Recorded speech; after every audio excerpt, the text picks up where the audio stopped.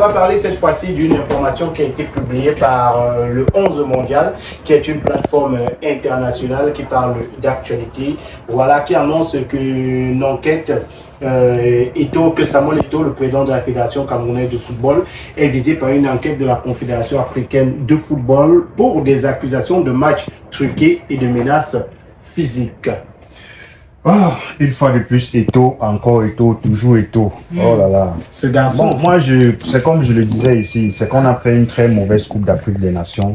Et il est important et c'est bien que les choses bougent comme ça à tous les niveaux pour que un certain nombre de choses, on essaye de voir et arranger un certain nombre de choses en fait. Moi, je pense que Samuel Eto'o, c'est pas la première fois qu'il est accusé concernant ce dossier. Et moi, ce qui m'écoeure dans ces affaires d'accusation de la CAF, de la FIFA et tout, c'est qu'on n'a jamais les conclusions de ces enquêtes.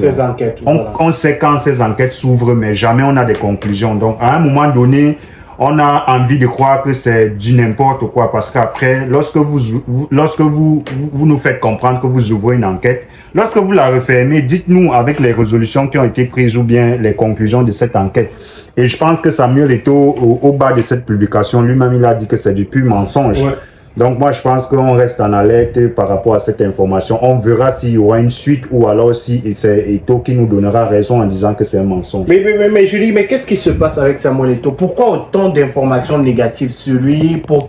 Pourquoi toujours le titiller, toujours faire des notes négatives sur lui? Est-ce qu'il n'y aurait pas des mains noires derrière ces affaires finalement? Peut-être c'est toi qui l'affirme, hein, qui a sûrement des mains noires. Non, j'ai posé une question, hein, j'ai pas affirmé. D'accord, voilà. Ok, tu spécules. On va dire que tu es dans la spéculation de savoir s'il n'y a pas une vendetta contre le président de la Fédération camerounaise de football, Samuel Eto'o, qui est actuellement visé par une enquête pour match truqué. On le rappelle également que Samuel Eto'o avait déjà été accusé pour mensonge, manipulation et détournement de fonds par un ancien vice-président de la Fédération camerounaise. On le sait, tous les scandales qui ont C'était Dialakouane?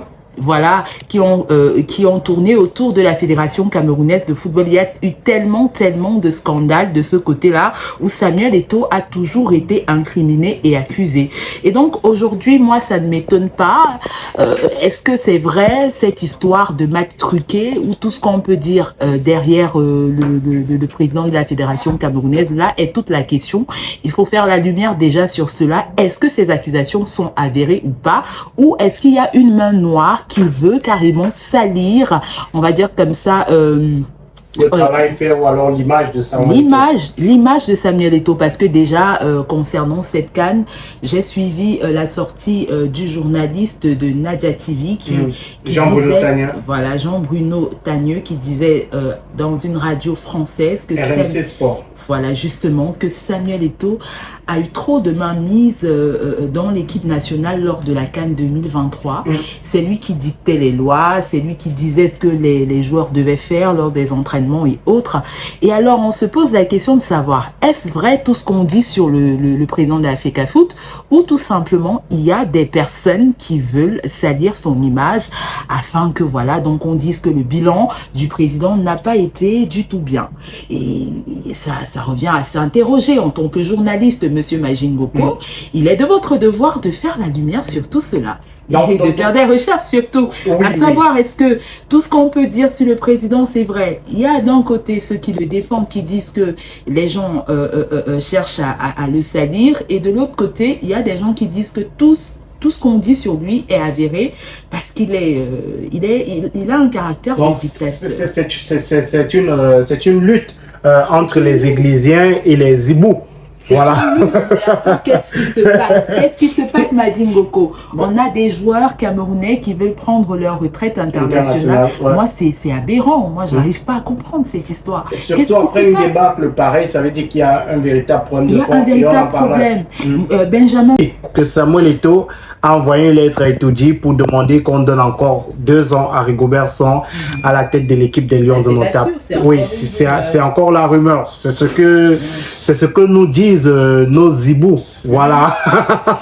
Voilà. Samuel Eto'o toujours au centre de beaucoup de tensions. Oui, mais on parle de cette affaire-là, de Matsuke et autres. Il faut dire que abus d'autorité, corruption, c'est pas la première fois. Hein. Il y a quelques mois déjà, la CAF avait annoncé à travers leur page officielle qu'ils ouvraient une enquête officielle contre Samuel Eto'o, ce qui n'avait pas très plu à Samuel Eto'o, qui avait fait une sortie pour les recadrer. Voilà, lui qui n'était pas très content de cette sortie-là de la CAF. Et on sait que dans le football camerounais, il y a beaucoup de personnes qui ont déjà été qui ont été soit au TAS. On salue Abdourahmane qui a été au TAS. On salue Donald Ngameni. On salue Faustin. Donc toutes ces personnes-là qui depuis plusieurs mois ne sont pas d'accord avec le fonctionnement de Samuel Eto'o, surtout concernant le football camerounais. Mais maintenant, le 11 mondial qui a publié cette information-là, et Samuel Eto'o est tout simplement venu dire mensonge. Ça veut dire qu'il n'y aurait pas d'enquête